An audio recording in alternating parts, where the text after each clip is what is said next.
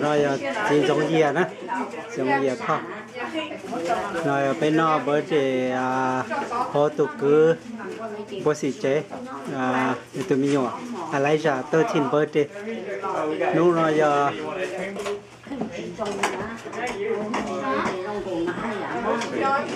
March 25th, 2012. No Sunday đó, birthday party.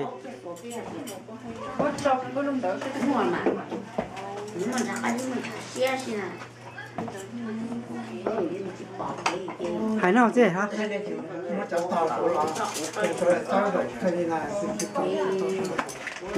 Làm rồi chứ.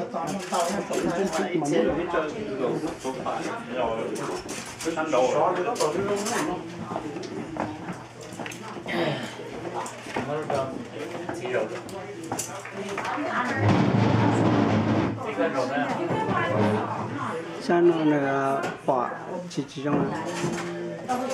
Cái nền đỏ, nền đỏ cửa này đỏ không? Thì nó ra nè đó, nè rõ thì nó lại sẽ chia to break over there. Này à.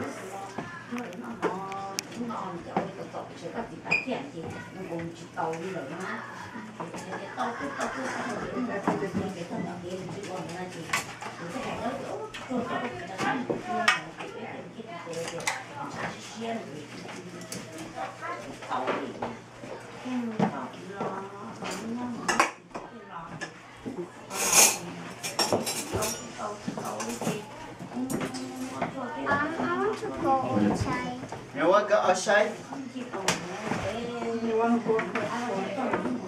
Rồi anh có 6, anh có bớt xí đó. You want to go outside? You sure? I don't know. Couple of people play bottom.